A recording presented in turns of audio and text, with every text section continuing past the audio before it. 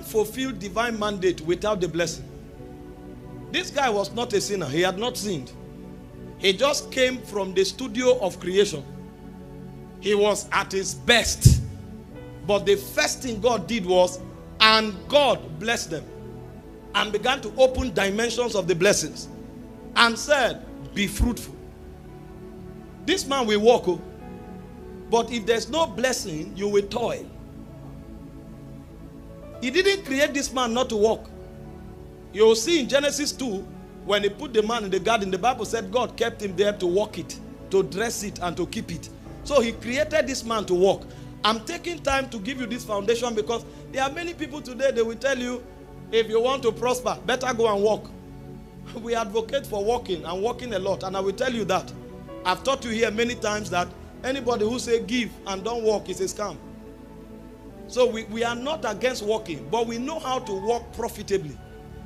This man was created to walk, but before he started walk, he said God blessed him and said, be fruitful, multiply, replenish the earth, subdue it, and have dominion. So you don't begin with the work, you begin with the blessing so that your work can prosper. This is God's strategy. People are blessed before they labor. If you are not blessed, you will labor in vain. If you study Psalm 127, the Bible began to say, except the Lord builds a house. It said they labor in vain that builds it. Because there are many who are laboring, but they are laboring in vain. That's why for us who are in the kingdom, and listen, when you are discussing subjects like this, be careful who you quote. Because you don't know what's working for them. You don't know the kingdom they belong to. I have taught the subject of prosperity for a couple of times, and I don't emphasize this too much because prosperity is a byproduct in the kingdom.